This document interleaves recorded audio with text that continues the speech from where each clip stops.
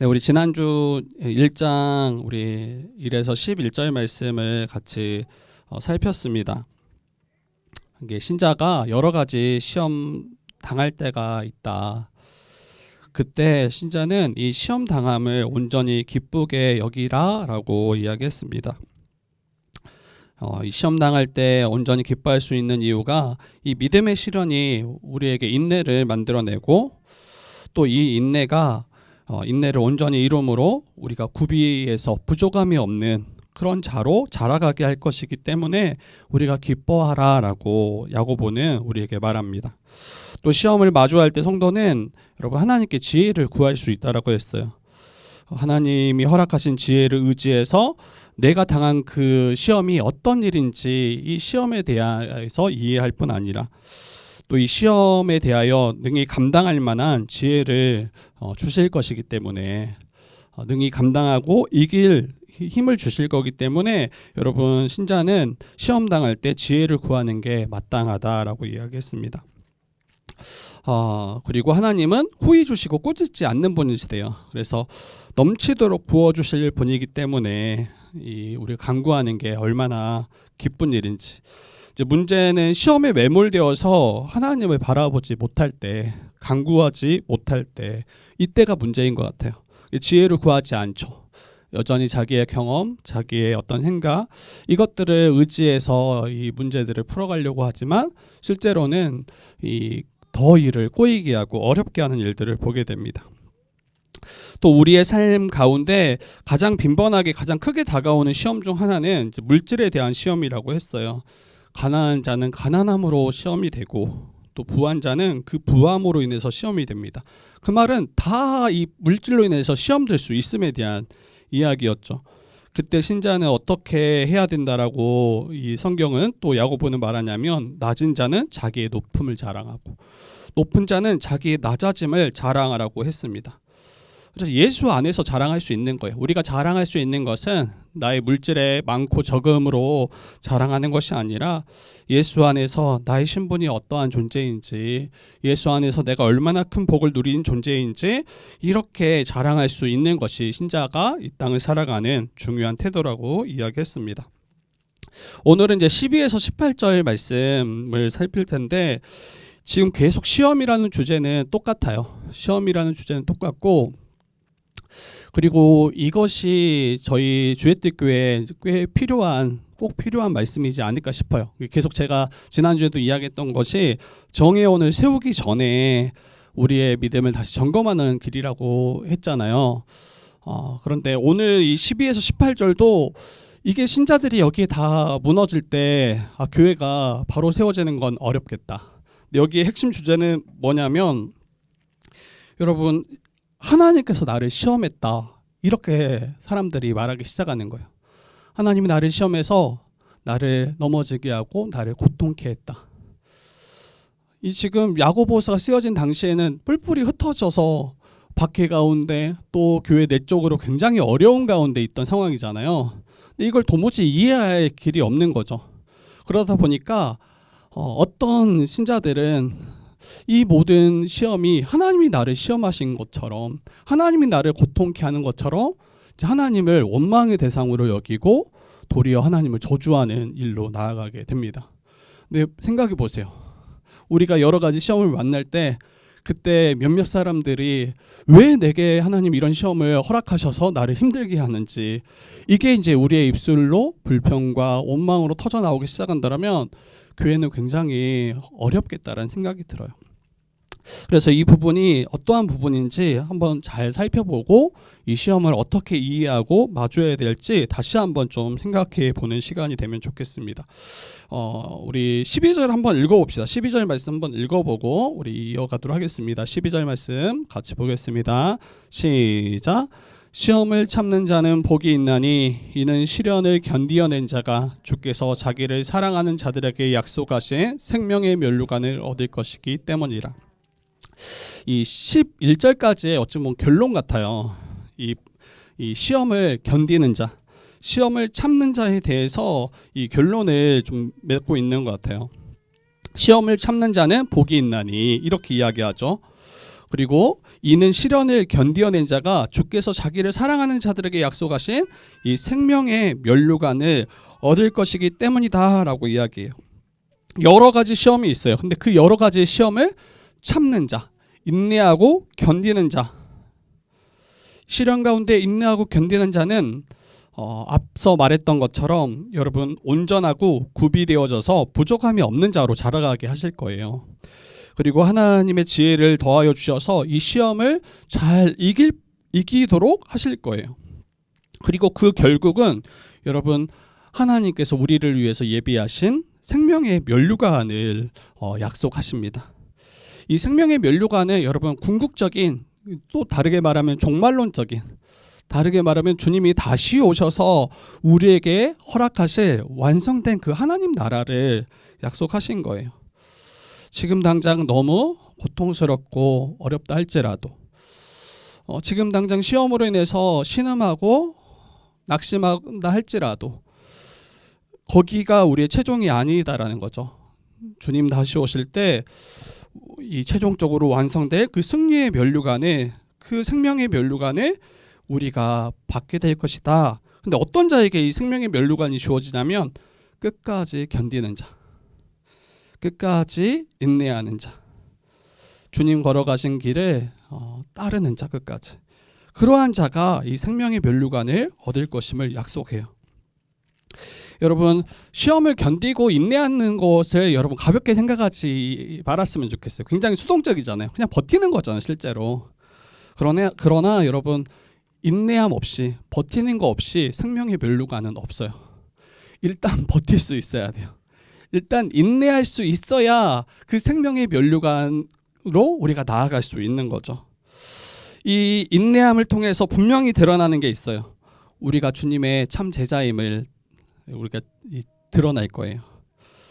하나님의 거룩한 백성임을. 이게 왜 그러냐면 우리가 힘든 가운데서도, 시험 가운데서도 그 주님 걸어가신 그 길을 포기하지 않고 계속 따라가고 있기 때문에, 이게 우리에게 인내이기 때문에 여러분 우리의 신자됨이, 또 하나님의 백성됨이, 제자됨이 밝히 드러난 자리가 될 겁니다. 그리고 그 끝은 생명의 면류관이에요. 여기 이제 12절에 보면 시련을 견디어낸 자가라고 하잖아요. 이 헬라어 단어를 보면 이제 도키모스라는 단어인데, 이 단어는 여러분 시험을 통과해서 검증된이라는 뜻이 있어요. 시험을 통과해서 검증된. 그래서 여러분 시험을 견디고 통과함을 통해서 우리가 하나님의 백성으로 검증되고 인정받는 그 길이, 시험이 다가올 때 그때 인내하고 있는가, 그 시험을 견디어내고 있는가, 혹 이 시험을 마주할 때 회피하고 포기하고 도망가는 것으로 나아간다면 여러분 우리는 시험에 이제 넘어진 거죠, 실제로는. 그리고 뭐 한두 번의 어떤 사건을 통해서 그것을 우리가 확증하지 않겠죠. 네, 우리의 이 믿음의 여정 가운데 우리의 삶의 방향, 태도가 어떠한지는 굉장히 중요합니다. 그리고 여러분 시험이 오기 전까지는 이게 잘 드러나지가 않아요. 시험을 딱 마주하기 전까지는 다 신실하고 다 괜찮은 것처럼 보이기가 쉽습니다. 그런데 시험을 마주할 때 그가 주님을 따르는 참 신자인지 그때 검증되기 시작해요. 세상을 따르는지 하나님을 따르는지, 세상의 말을 귀 기울이는지 하나님의 말씀을 귀 기울이는지 여러분 시험 앞에서 다 드러나게 되어 있어요. 실제로 우리가 믿는 바는 입술로 고백하는 것뿐만 아니라 우리의 삶이 그걸 신뢰하고 따라가는가가 여러분 이 믿음의 참된 신앙 고백이에요. 실제로. 물론 넘어질 수 없다 이런 이야기 하는 게 아니에요. 계속 이야기하지만 우리의 삶의 태도, 방향성. 마태복음 7장에도 이런 비유가 있어요. 모래 위에 세운 집과 반석 위에 세운 집. 이 모래 위에 세운 집과 반석 위에 세운 집을 보면 평소에는 여러분 둘 다 멋있어요. 화려하고 견고한 것처럼 보여요. 그런데 이 모래 위에 세운 집은 어떠합니까? 비가 내리고 창수가 나고 바람이 불어 닥칠 때 여러분 다 허물어져 버려요. 그 피해가 심했더라라고 이야기해요. 그런데 반석 위에 지은 집은 어떠합니까? 그 바람이 불고 창수가 나고 바람이 몰아쳐도 끄떡하지 않아요. 무너지지 않아요. 저는 이게 인내하는 신자들의 모습과 다르지 않다라고 생각합니다. 그리고 그 끝은, 그 결국은 하나님이 약속하신, 사랑하는 자들에게 약속하신 생명의 면류관을 얻을 것이다 라고 우리에게 분명하게 말씀하십니다. 때로는 이제 인내하고 참는 게 정말 별거 아닌 것처럼 생각하는 분도 있어요. 그리고 답답해하는 분도 있어요. 아니, 인내만 해야 됩니까? 견디는 게 전부입니까? 여러분, 이게 없으면 시작이 안 된다니까요. 이게 없으면 이 믿음의 경주를 완주할 수 없다니까요. 욥의 아내 여러분 생각해 보세요. 욥이 너무나 말도 안 되는 그 극심한 시련을 마주하잖아요.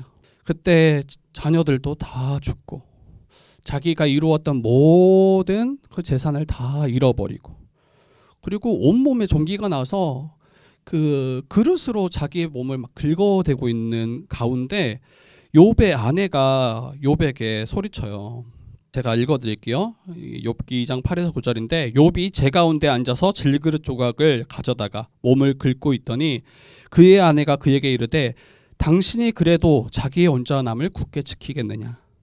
하나님을 욕하고 죽어라. 지금 욥에게 그의 아내가 그 아내도 실제로 굉장히 큰 고통 가운데, 시련 가운데 있는 거예요. 근데 이 시련을 감당하지 못하고 포기할 때 이와 같이 반응할 수밖에 없는 것 같아요. 너가 그토록 주를 위해 살았다고 하는데 이게 지금 웬 말이냐? 이렇게 끝까지 주를 위해 살겠냐? 끝까지 너의 온전함을 굳게 지키겠냐? 그만해라. 하나님을 차라리 욕하고 죽어라 라고 이야기하는 거예요. 여러분, 다시 말씀드리고 싶어요.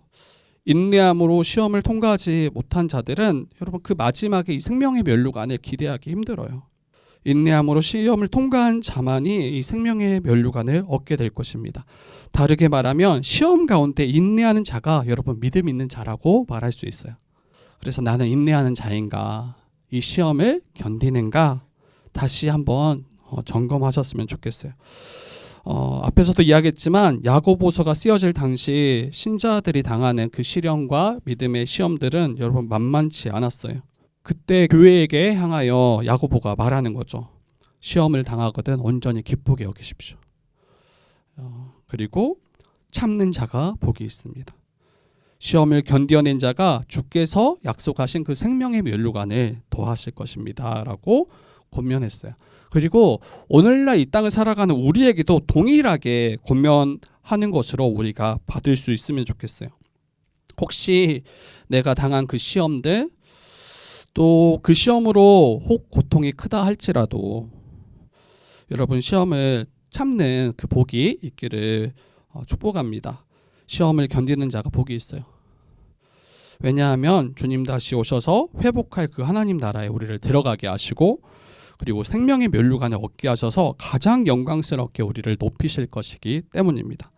그래서 시험을 기뻐하십시오. 기뻐하십시오, 여러분. 제가 우리 그때 수요 모임 때 이야기했어요.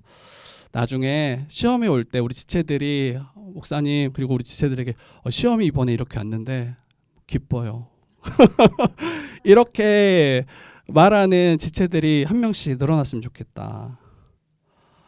그게 우리 교회가 그런 고백들로 나아갈 수 있더라면 어떻게 시험이 기쁩니까, 여러분?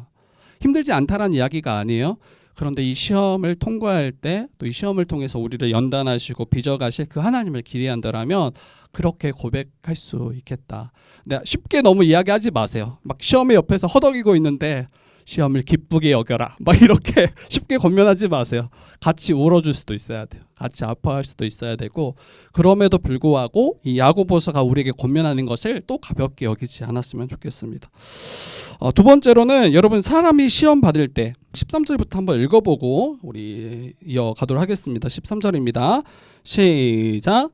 사람이 시험을 받을 때 내가 하나님께 시험을 받는다 하지 말지니 하나님은 악에게 시험을 받지도 아니하시고 친히 아무도 시험하지 아니하시느니라.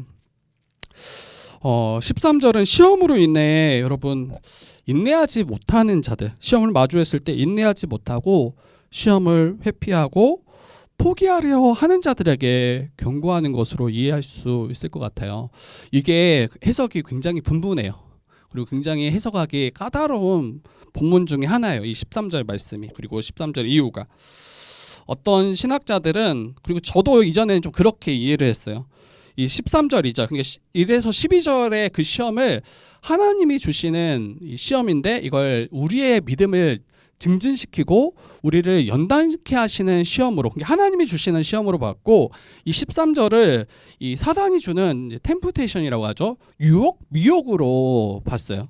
이해되죠? 1에서 12절까지는 하나님이 허락하신 시험, 하나님이 주시는 시험인데 이것은 우리에게 테스트인 거죠. 마치 아브라함이 하나님께 시험 받았던 것처럼.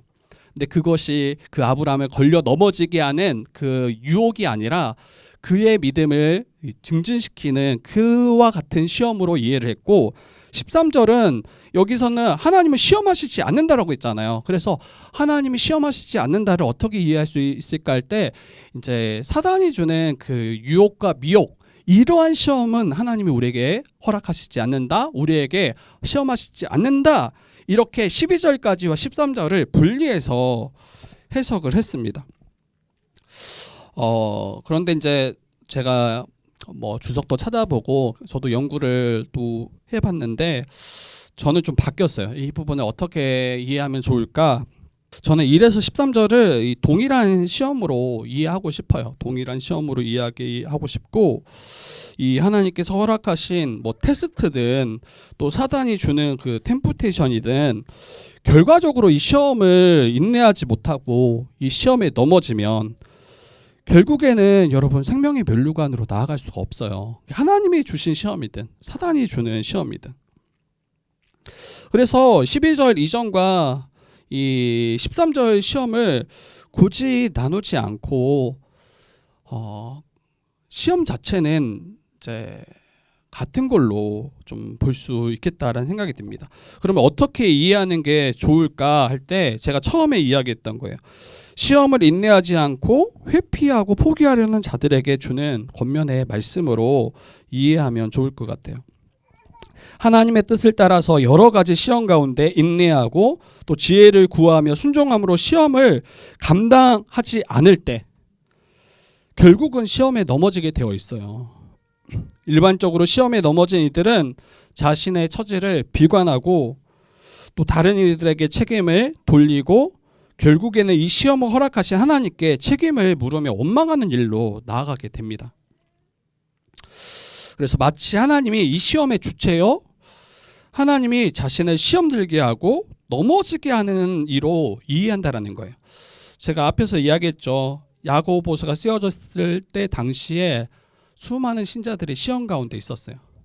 그런데 이 시험이 너무 고되고 너무 고통스럽기 때문에 어때요? 이 견디지 못한 자들이 분명히 있었을 거예요. 그리고 그러한 자들은 어떻게 고백하고 나아가냐면 마치 욥의 아내처럼 도리어 이 시험에 대해서 이 시험을 허락하신 이 하나님이 불의하시다. 왜 내게 이토록 가혹한 시험을 허락하시는가? 이렇게 하나님이 나를 마치 시험하는 주체로 이렇게 인식하고 말하기 시작했던 것 같아요. 여러분, 그 출애굽해서 광야길 가운데 있었던 이스라엘 백성들을 보세요. 그들이 걸어갔던 그 광야길은 수많은 시험들이 있었어요. 그냥 광야 자체가 어찌 보면 시험이에요. 200만 명 가량의 이스라엘 백성들이 출애굽해서 가나안 땅으로 향하고 있잖아요. 근데 그때 먹을 양식이 충분치 않았고 마실 물이 충분치 않았어요. 그때 이스라엘 백성들은 애굽에서 자기를 인도해낸 하나님, 그리고 그 지도자의 역할을 했던 모세, 불평하고 원망하기 시작합니다. 어떤 이들은 애굽에서 살았던 그 삶을 그리워하고 새로운 지도자를 세워서 다시 돌아가자 선동하는 자들도 있기 시작했어요. 물론 그 모든 과정을 하나님이 주관하신다라는 건 분명해요. 그런데 여기서 제가 여러분들에게 질문하고 싶은 것은 그들을 시험하는 주체가 하나님이냐는 거예요. 광야 가운데 가나안 땅을 향하고 있는 그 이스라엘 백성을 시험하는 이가 하나님이신가? 실제로 하나님은 어떤 분이냐면 여러분, 애굽의 종되어서 고통하고 있는 이스라엘 백성을 구원하신 분이세요. 그래서 참된 자유와 안식을 주시려 이스라엘 백성을 이끌어내신 분이 하나님이세요. 그 일을 이루시는 과정 가운데 광야가 있는 것은 분명하죠. 그리고 그 광야를 통해서도 하나님은 그 이스라엘 백성들을 세워 가시죠. 하나님은 이스라엘 백성들이 시험을 마주할 때 그 시험마다 도움을 허락하시고 신실하게 돌보시고 응답하셨던 분이세요. 시험하시는 주체가 아니에요. 그 시험 당할 때 도움을 구할 때마다 신실하게 돌보시고 응답하셨던 분이 하나님이심을 우리는 출애굽기 가운데도 살펴볼 수가 있어요. 하나님께서는 저와 여러분들의 구원을 위해서 행하시고 또 우리가 고통당할 때 우리를 신실하게 돌보시고 또 우리가 도무지 당장 눈앞에 보이지 않고 답답해할 때 그때 하나님은 우리를 살피셨던 분이세요. 근데 우리가 하나님을 지금 오해하고 있는 거예요. 오해하고 있는 거예요. 우리 앞에 어려움들, 우리 앞에 시험들이 닥칠 때 마치 하나님이 나를 시험케 하는 분이고 나를 고통케 하는 분이라고 오해할 수 있는 거죠. 그리고 시험 당할 때 바로 앞밖에 보지 못해요. 자기의 문제밖에 보지 못해요. 그때 하나님을 바라보지 못하고 인내하지 못합니다. 다음은 자연스럽게 원망과 불평이 터져 나옵니다. 야고보는 이처럼 시험을 인내하지 못하는 이들에게 권면합니다. 그래서 각 사람이 시험 받을 때 내가 하나님께 시험 받는다 하지 말아라 라고 이야기하는 거예요. 우리 주의뜻교회도 앞으로 여러 가지 시험을 마주할 거예요. 그때 이것들이 이해가 되지 않을 때 또 이 시험이 너무나 고통스러울 때 우리가 쉽게 넘어질 수 있는 지점이 바로 여기인 거예요. 마치 하나님이 우리를 시험하신 것처럼, 하나님이 우리를 돌보시지 않는 것처럼 하나님이 우리를 버리신 것 아닌가? 그러면 결국은 여러분 원망뿐만 아니라 하나님을 떠나가게 되는 일로 나아가게 되어 있어요. 주어진 상황이 시험이 되는 것은 하나님이 그 시험을 허용하셨기 때문이 아니에요. 내 욕심을 채우려는 그 일로 사용하기 때문입니다. 이처럼 시련을 인내하지 못하는 자들을 향해서 야고보는 경고하는 거죠. 하나님께서 이스라엘 백성들이 출애굽한 후에 블레셋 사람의 땅의 길로 인도하지 않으세요. 가까운 길 있잖아요. 그리고 홍해를 건너서 광야길로 인도하신 것은 그 본문에서 뭐라고 이야기합니까? 그들이 전쟁으로 말미암아 그 마음을 돌이켜서 애굽으로 돌아갈까 합니다. 이 시험 때문에 도리어 마음을 돌이킬까 봐 다른 길로 안내하시는 그 하나님도 우리는 보게 됩니다. 사람의 편에서 하나님께서 시험하시는 것처럼 보이는 일들, 그 일들은 실제로 우리로 하여금 견고하게 하고 우리를 지키시고 보호하시는 일임을 여러분들이 믿으셔야 돼요. 야고보의 그 말처럼 하나님은 악에게 시험받지도 않고 친히 아무도 시험하지 않는 분이심을 우리가 믿어야 돼요. 하나님은 악에게 시험받지도 아니하시고 친히 아무도 시험하지 아니하시는 분이시다. 이것을 믿어야 된다. 하나님은 여러분 악에게 시험받지 않으세요. 그러니까 악인에게로부터도 시험받지 않으시고 악에게 시험받지도 않으세요. 그리고 친히 아무도 시험하지 않으신 분이심을 이야기해요. 그런데 이제 구약의 이스라엘 백성들을 보면 여러분 하나님을 시도 때도 없이 시험해요. 하나님을 시험해요. 하나님을.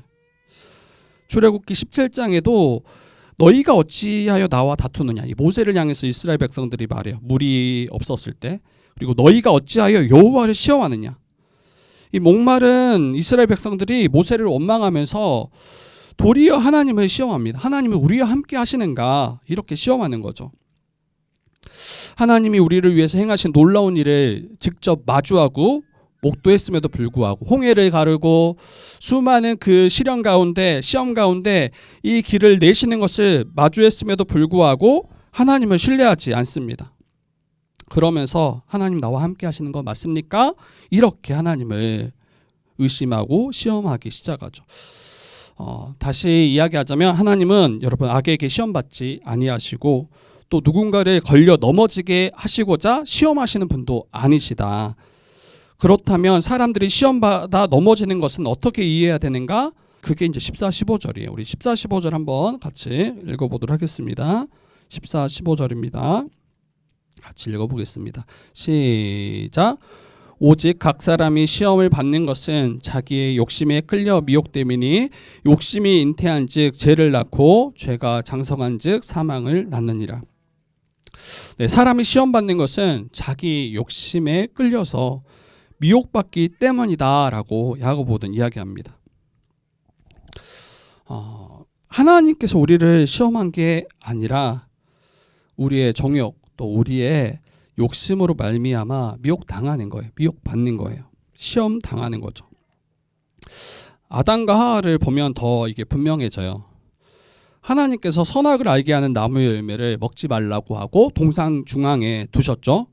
그리고 먹으면 반드시 죽는다라고 말씀하셨어요. 그러면 이 아담과 하와는 그것을 어떻게 반응하면 되냐면 여러분 순종하면 돼요.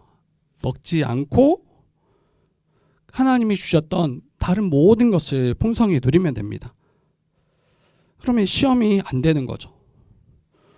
그런데 왜 이게 아담과 하와에게 시험이 되어 걸려 넘어지게 됩니까? 하나님이 허락하신 것에 이제 만족하지 않는 거죠. 다르게 말하면 욕심 때문이죠.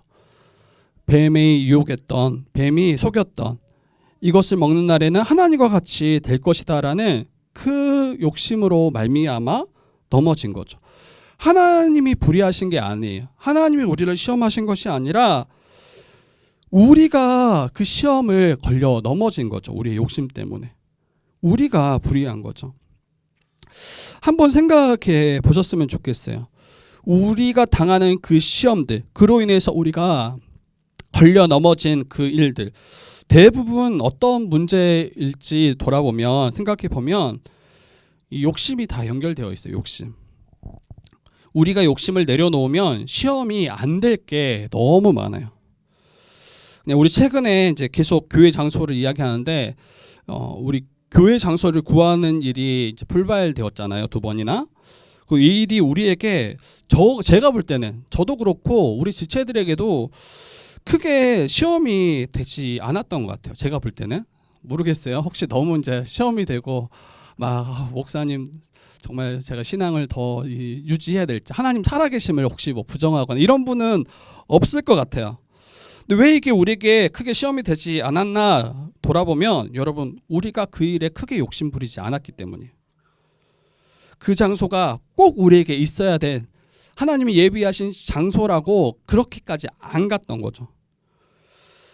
만약에 꼭 필요한 것이고 그것을 욕심을 우리가 내었더라면 아마 이 일은 우리 모두에게 시험이 되었을 것입니다.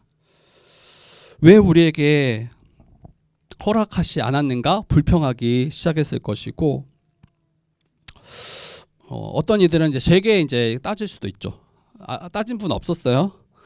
목사님이 좀 더 서둘렀더라면 그 아주 좋은 그 타이밍에 좀 더 서둘렀더라면 이게 이루어졌을 텐데 분명히 그렇게 생각할 수도 있어요. 그리고 우리에게는 결정적으로 이렇게 시험이 될 만한 일이 있었어요. 계약금을 넣었잖아요. 우리가 먼저. 이러면 원래는 돼야 되는 게 맞아요. 그런데 지금 어때요? 이 계약금을 넣었음에도 불구하고 이게 지금 다 틀어졌던 상황들. 그리고 그곳에 들어오려고 했던 또 다른 그런 이제 교회 막 고소 고발한다는 그 소식들이 굉장히 우리에게는 시험이 될 만한 일이었죠. 만약 우리가 욕심을 내고 우리가 그걸 쟁취하려고 하기 시작했더라면 이제 우리도 이제 고소 고발 똑같이 대하지 않으면 그리고 우리가 걸었던 계약금을 그걸 2배로 받아내지 않으면 여러분 이게 우리에겐 시험이 될 거예요. 만약 일반 세상에서 이 계약에 대해서 계약을 취소하는 쪽이 2배로 물어내는 게 일반적인 거예요, 여러분. 그걸 충분히 요구할 수 있는 거죠. 그런데 우리가 이것을 시험으로 받지 않았죠. 어떤 이들은 이게 미련하다라고 이야기할 수 있어요. 정말 몰라서 뭐 당한 거면 그렇게 말할 수 있는데 알면서도 그렇게 가지 않은 거죠. 저는 이게 감사한 것 같아요. 우리 지체들이 또 우리 주의뜻 교회가 욕심을 크게 부리지 않음이 감사하다. 그리고 그 기반에는 이면에는 지금은 아니더라도 하나님께서 길을 여실 뿐 아니라 우리에게 적합한 장소를 허락하실 것을 신뢰하기 때문이에요. 그것이 없어도 지금까지 하나님께서 우리 주의뜻 교회를 신실하게 인도하셨음을 믿기 때문이죠. 그리고 우리의 앞에 앞에 우리의 한 걸음 한 걸음을 주님이 인도하실 것을 이걸 믿기 때문입니다. 그래서 여러분 대부분 그게 시험이 될 때 그 이면에는 욕심이 일어나고 욕심이 역사할 때가 많습니다. 우리 각자에게 시험이 되는 일 여러분 한번 돌아보세요. 우리가 미혹받는 그 일 여러분 다 돌아보세요. 그 일 이면에 혹시 욕심이 자리하고 있지는 않은지 돌아보셔야 돼요. 그래서 우리는 나의 가족 때문에 내가 시험 들었다. 나의 직장 때문에 내가 시험 받았다. 이렇게 가지 않았으면 좋겠어요. 그리고 더 나아가서 하나님이 나를 시험했다라고 가지 않았으면 좋겠어요. 그 일에 대하여 그 일을 통해서 여러분 하나님이 내게 원하시고 바라시는 뜻이 무엇인지 알고 순종하고 가면 됩니다. 그런데 이게 왜 내게 시험이 되냐면 그렇게 되지 않을 때 내 욕심에 부합하지 않거든요. 내가 생각하고 내가 원했던 그 기준에 부합하지 않거든요. 그러면 낙심되기 시작해요. 그러면 시험이 되기 시작해요. 더 많은 인정을 받고자 하고 사람들로부터 더 많은 부를 얻고자 하고 내 뜻대로 사람들이 따라주기를 바랄 때 그때 시험이 되는 거예요. 만약에 이 욕심이 우리에게 자리 잡지 않더라면 여러분 이게 시험이 안 될 겁니다. 예수님의 제자들 보세요. 예수님의 제자들 보면 예수님을 따르면서도 여전히 누가 높은지 자리 다툼하고 서로를 견제하고 더 높은 자리를 구했던 것처럼 여러분 그 다툼조차도 그게 시험이 되는 것을 보면 다 제자들 가운데 욕심이 있었기 때문이죠. 저는 이 작고 작은 저희 교회에서조차 이런 일이 일어날 수 있다고 생각해요. 욕심을 부리고 자기를 높이고 자기를 주장하고 자기의 뜻을 이제 충분히 주장할 수 있다고 생각해요. 그리고 그게 받아들여지지 않을 때 여러분 시험이 됩니다. 시험이 됩니다.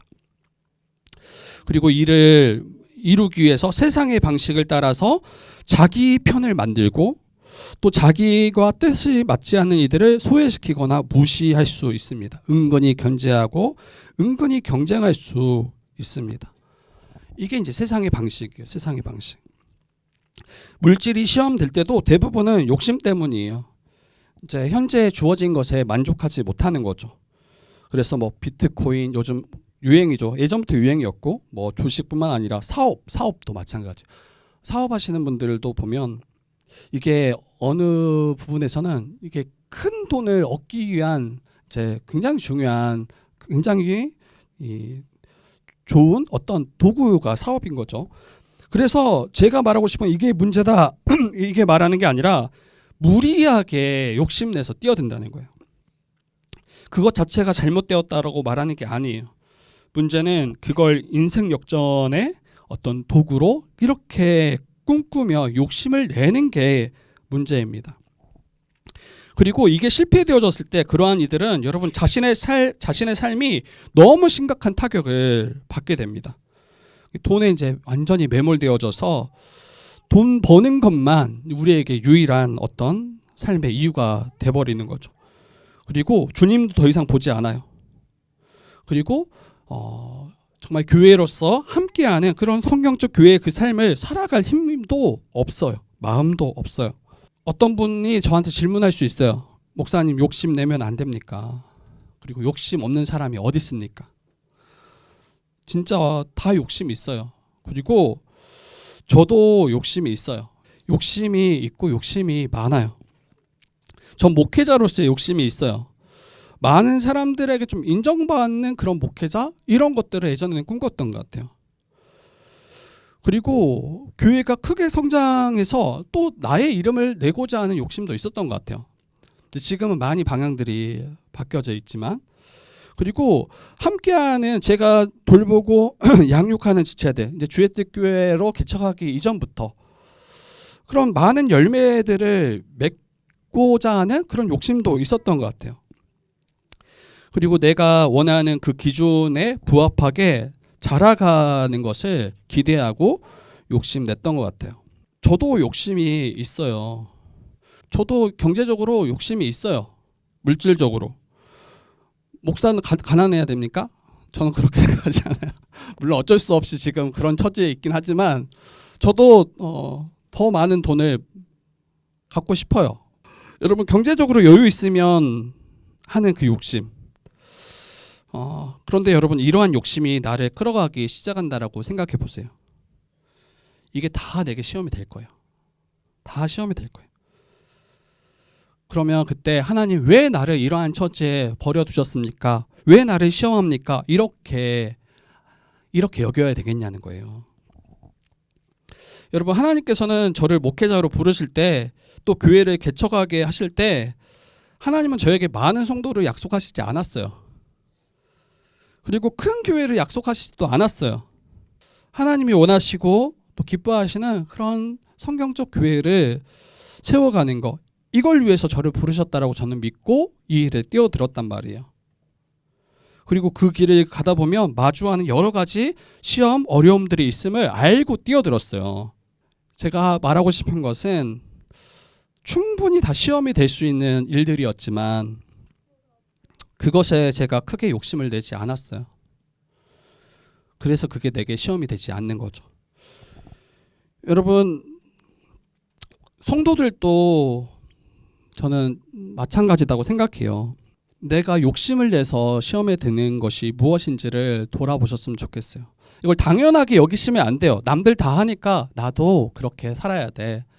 남들 다 그렇게 살아가니까 나도 똑같이 그걸 누려야 돼. 여러분 거기서부터 이제 욕심이 일어나기 시작하는 거예요. 우리의 삶의 목표, 방향, 목적을 복음과 그 하나님 나라로 맞추고 거기에 만족하고 또 그것을 기뻐하는가가 우리의 삶의 방향성인지, 아니면 하나님을 믿으나 또 세상과 똑같은 삶의 방식, 그 삶의 똑같은 그런 추구를 가지고 살아가는지 우리가 다시 돌아봐야 됩니다. 그리고 저는 한편으로 아까 제가 저의 이야기를 했지만 제가 여러분들에게 시험이 되지 않았으면 좋겠어요. 제가 여러분들에게 시험이 되지 않았으면, 만약에 제가 욕심을 부린다면 여러분 여기 대부분은 시험에 들 거예요.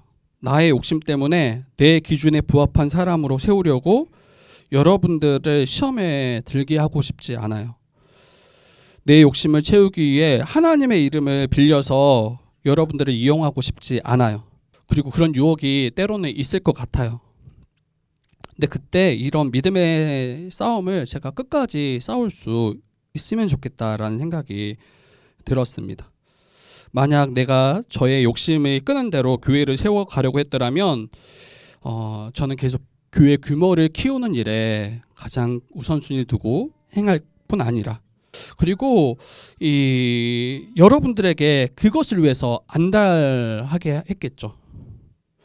또 재정적으로 여러분들에게 더 많은 큰 헌신을 요구했을 수도 있어요.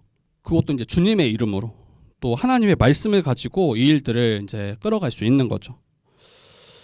그런데 만약 그게 나의 욕심으로 인해서 일들을 가져가게 된다면 결국 여러분 그 욕심은 죄를 낳을 뿐 아니라 그 죄는 결국 우리를 죽음으로 끌어가게 됩니다. 저 한 사람 망하는 걸로 끝나지 않아요. 함께하는 우리 교회 모든 성도들이 결국 그 열매를 맛보게 되겠죠. 여러분 제가 이렇게 내 욕심대로 교회를 끌어가고 싶지 않다라고 말했던 것을 오해하시지 말았으면 좋겠어요. 제가 여러분들에게 어떤 요구도 하지 않을 것입니다, 이런 말이 아니에요. 오해하시면 하지 마세요. 제가 여러분들에게 권면하지 않겠다라는 말이 아니에요. 제가 말하고자 하는 핵심은 목회자된 저의 욕심으로 또 나의 기준에 맞춰서 여러분들을 끌어가고자 하지 않을 거라는 거예요.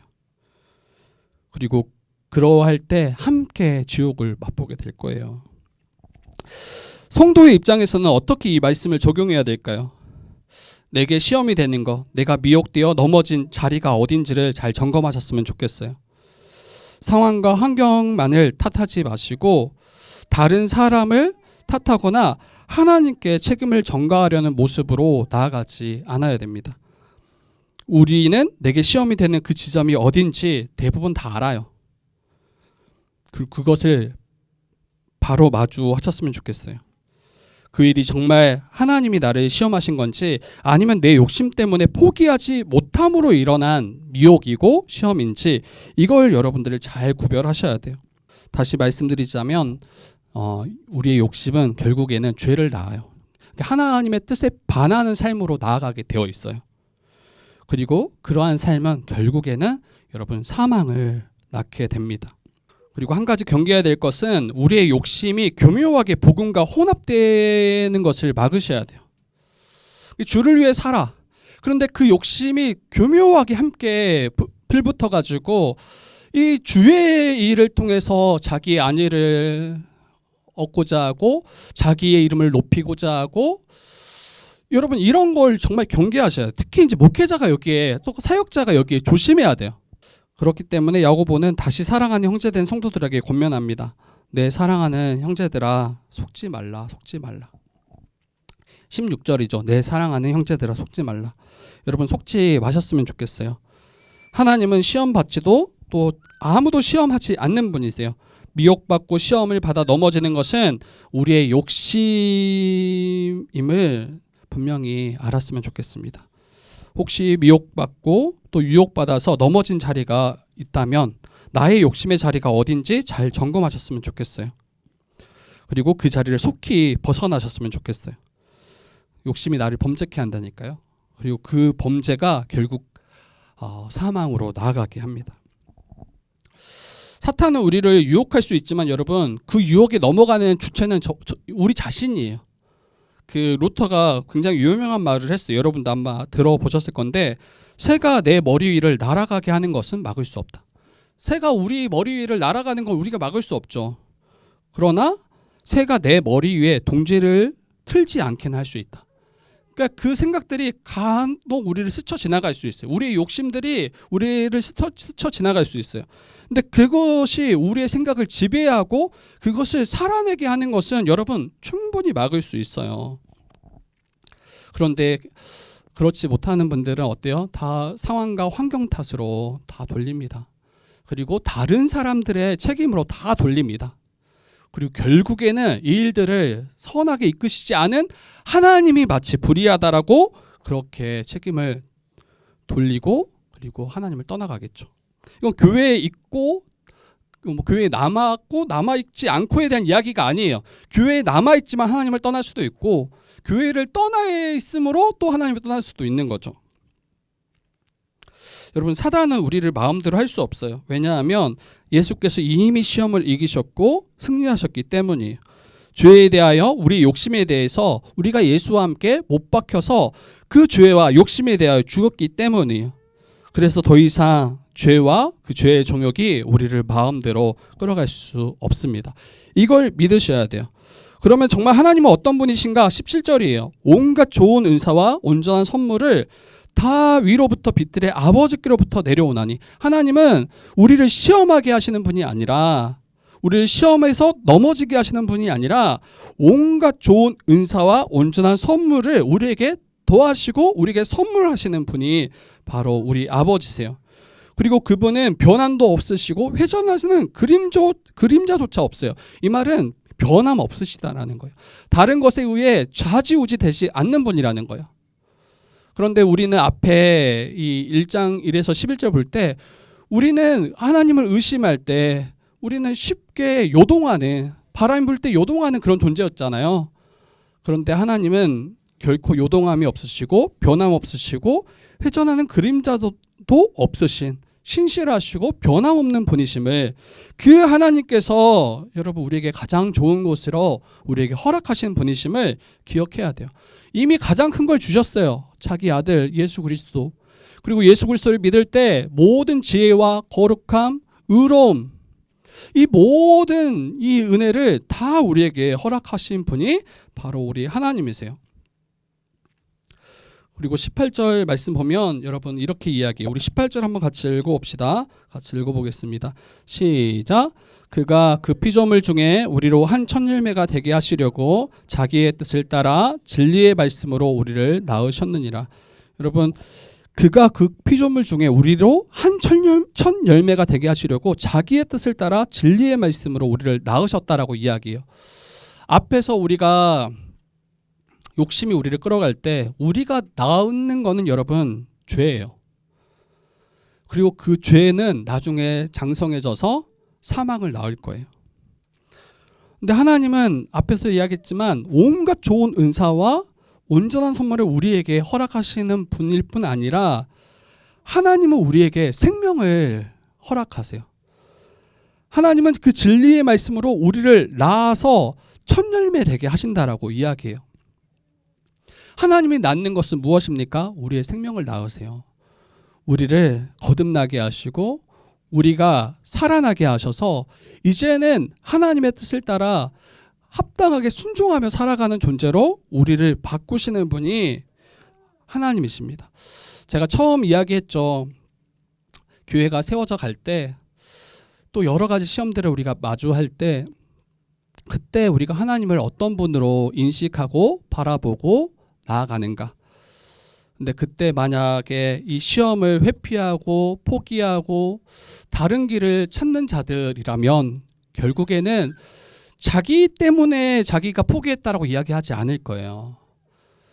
자기가 이 시험을 회피했다라고 이야기하지 않을 거예요.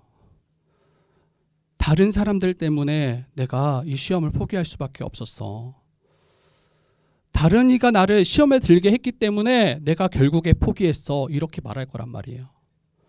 그리고 더 나아가서는 하나님이 나를 이렇게 시험하게 하셨어. 이렇게 말할 거란 말이에요. 여러분, 그러면 결국은 하나님을 떠난 것과 크게 다르지 않아요. 그리고 그것은 생명의 면류관이 우리에게 없음을 말하는 것과 다르지 않습니다. 다시 이야기하고 싶은 것은 여러분 인내하세요. 그리고 지혜를 구하시고 뿐만 아니라 하나님이 어떤 분이신지 분명히 알아서 온갖 좋은 것으로 은사로 우리에게 선물하시는 분이심을 우리가 분명히 알아서 그 시험 가운데 그리고 앞에 생명의 면류관을 우리를 위해서 예비하셨다고 했잖아요. 그것을 우리가 믿음 가운데 온전히 이것을 받는 또 이것을 누리는 저와 여러분들 되기를 주님의 이름으로 부탁드립니다.